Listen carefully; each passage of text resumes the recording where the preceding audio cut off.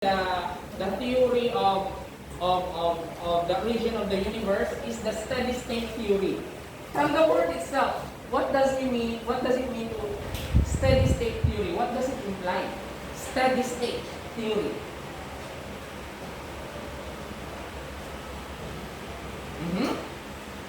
Steady state. Okay, so who is the proponent? It's Fred Hoyle. Developed in 1948. Okay, it is what you call infinite universe. When I say infinite universe, it doesn't have a beginning nor an end. That's why it's called steady state theory. Infinite universe. Okay, no beginning or end.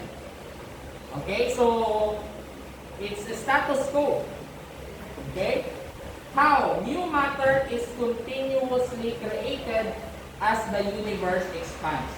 So you can see the expansion.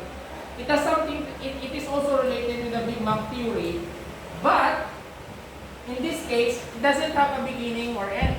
In the case of Big Bang, it comes from that primeval atom. Okay? So that's the steady state theory. No end or no beginning. Okay, strength. Since the universe is unchanging, there is no need for a convoluted explanation for its beginning. Now, it's very ironic, no? In the case of humans, we keep on asking. And if this theory is true, so there's no need for any explanation because there's no beginning or end. It's just there. Okay? What is always was and will continue to be. That's the principle of the steady state theory.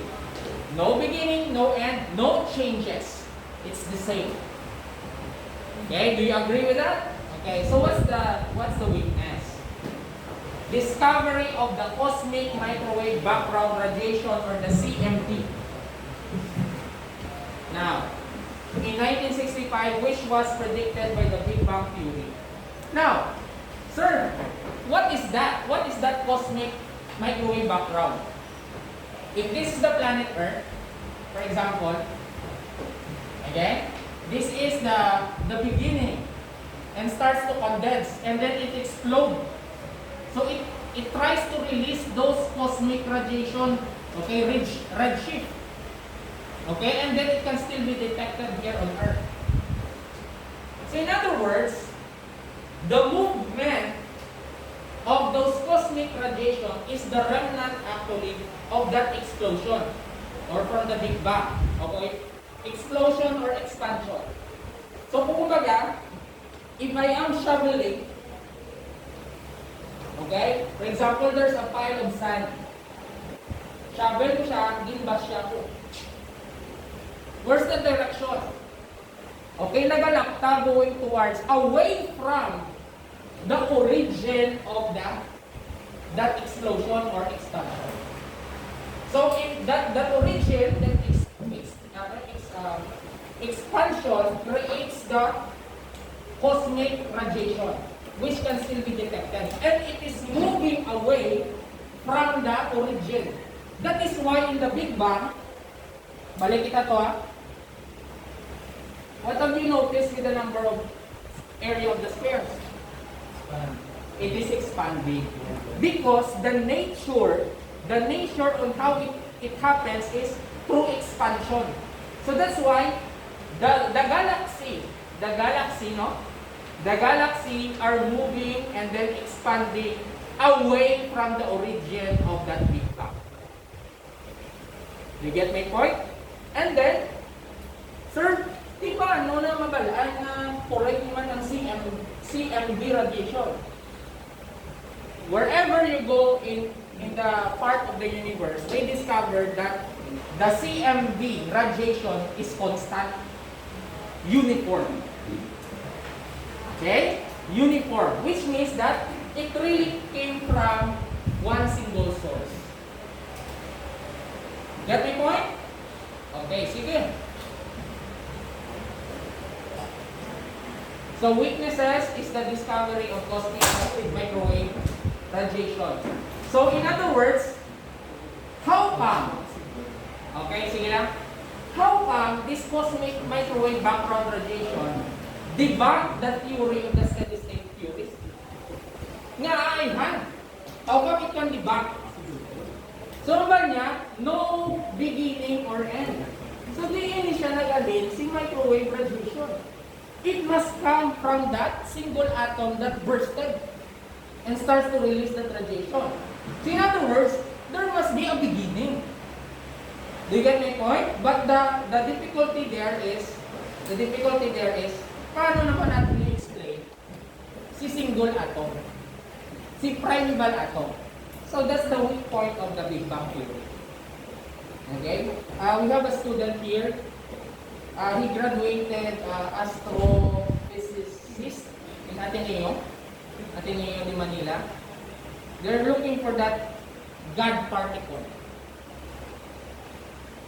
Can you imagine that? God particle is one of the aspects where it can help to explain the origin of the universe. Ano ang ginobra nila? May cathode ray sila, so something na ginabunggo ang atom. In the speed of light. Pagbunggo nila, pangitaon nila itong mga particles, mga protons or subatomic particles, and that's the God particle. And it would help explain how the universe started. Okay, if you want to be an astrophysicist, you enroll in Ateneo de Manila. So imagine that, atom, you cannot see atom, you just have it bang inside the ray, something like that. And if you look for that God particle, how crazy, no? Okay, anyway, so universe outside there is really boring. Okay?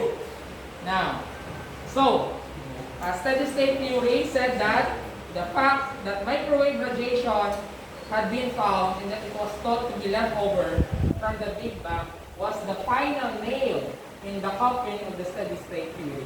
So it debunked. So steady state theory lacks a lot of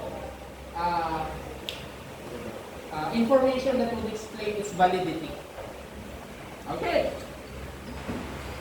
So this one, another theory is oscillating theory. What time are we going to end? 8:30? Check on it.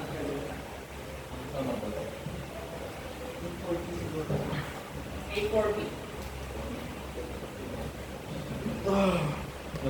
Any questions so far? So this one, oscillating theory, it uses the principle of the Big Bang.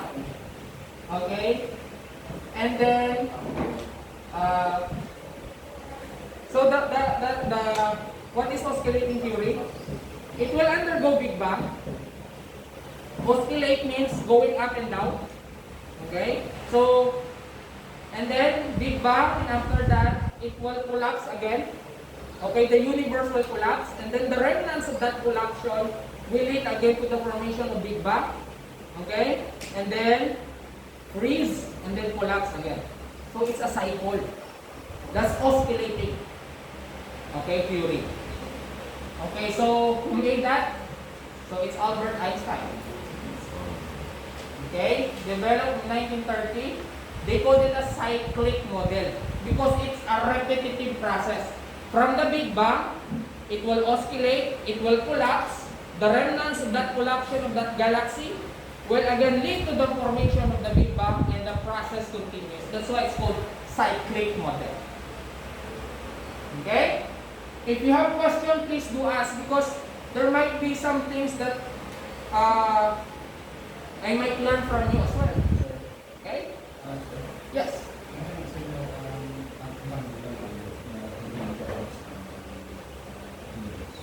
Because of it's going away from the point of direction, and then because of the cosmic radiation. Okay? Because every galaxy is moving away from the point of origin. So it will suggest that it is expanding. Okay? Gapalayo sila sa ilang point of origin. Okay? Okay, oscillating theory accepts that the universe is expanding. Okay, that expansion is because of the Big Bang. Okay, so you can see in the initial part, there is the Big Bang. Okay? And then after that, it will undergo the freeze. And then it will collapse. Okay. So witness, discovery of the cosmic microwave background radiation in 1965, which was predicted by the Big Bang theory. Still, the cosmic CMD radiation plays an important role in explaining the theory of the universe. And that one supports